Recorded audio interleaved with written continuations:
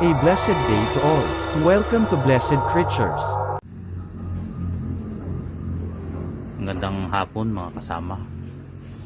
Kita ko lang pala ang natirang breed sa aking mga rabbit ay ito, yung local New Zealand. Ayan, si Cheche. Ito naman yung isa, si Ash, yung aking mixed line head. Ito yung hinahanap ko pa ng partner. Ayan, tutulog siya.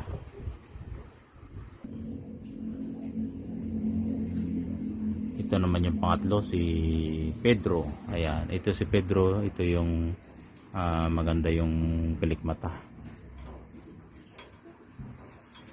Ayan, snabero, ayaw kumilos. Ayan, yan po ang mga natira kong breed. Dati po ang aking mga rabbit ay na breeder ay walo po sila. Ayan. 3 mixed line head, isang chinchilla na upgraded, tsaka isang local New Zealand na upgraded din. Bali ang namatay kong mga alaga ay 5. Yung isa anak ni Cheche, yung mixed lion head din. Bali pala ang mixed lion head ko ay 4. Yung anak ni Cheche na purong puti. Bali na lang po natira sa akin yung 3 yan. Nung panahon ng tag-init, ako po yun sa trabaho, hindi po naagapan. Yan, kaya kahit wala po ako, biniling ko lang sa aking ama kung paano masolusyonan. Ito po ang aking naging solusyon. Ayan, aking lumang electric fan. Kapag maaraw,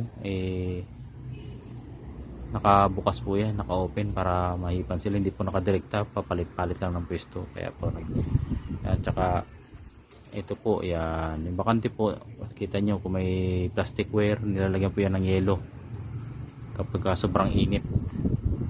Bali po, ang dalawa nandito sa taas, ayan, tsaka yung isang inahin ko si Cheche sa baba. Yan lang po ang natira kong ang alaga. Ayan, pero si Cheche ngayon, yan ang anak. Yan, ayun, munat na isa. Yan, bali 17 days na po ito. Silipin po natin.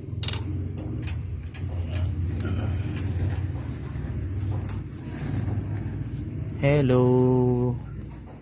Ayan, tulog. Makita nyo. Bali po, dati ang kanilang nest box po, yung isa yung mababa. Yun yung kulay pulang yun, kung makikita yun, yan, mababaw pala, mababaw. Yan po yung dating nest box. Ngayon nilipat ko dito kasi nga na-stress na yung kanilang ina at habol ng habol, gusto laging dumidede.